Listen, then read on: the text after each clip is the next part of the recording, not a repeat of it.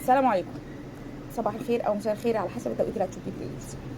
اخواتي المنتخبات، حضرتك بتبقي لابسه نقاب في الحر ده، الله يعينك بجد والله، الله يعينك، انا بحبه جدا.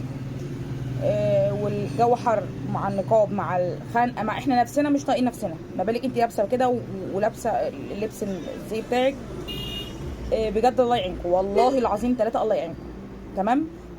في بس كل قليله الا من رحم ربي، في حاجه بنقطه معينه بتبقى راكبه العربيه وشايله نقاب، على اساس ان العربيه هنا مش حد شايفك. طب الناس كلها شايفاك، والله العظيم الناس كلها شايفاك، يعني احنا بنبقى شايفينك. مش معنى ان انت حرانه وكل حاجه، بس مش في العربيه. طب ما العربيه دي ما فيش فيه ساتر، مش في مفاميه، مش متداريه، ما انت كده انت شايله ما حدش عارفك بقى يعني. طب ما هو النقاب مش كده، ما هوش ان ما حدش عارفني خلاص اشيله براحتي خالص، يعني لما رحم ربي، ومش بغلط فيهم ولا بهاجمهم. والسلام عليكم.